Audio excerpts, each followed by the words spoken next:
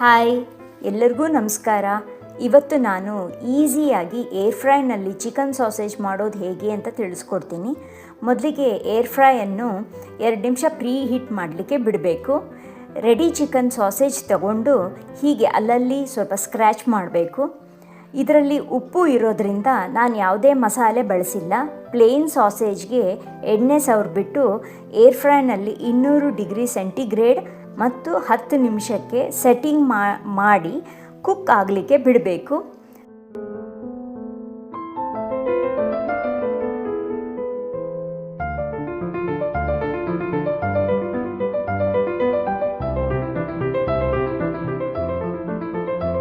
ಹತ್ತು ನಿಮಿಷದ ನಂತರ ಹೊರ ತೆಗೆದ್ರೆ ಈ ರೀತಿ ಗೋಲ್ಡನ್ ಬ್ರೌನ್ ಬಣ್ಣಕ್ಕೆ ಸಾಸೇಜ್ ತಯಾರಾಗುತ್ತೆ. ಬಾಯ್.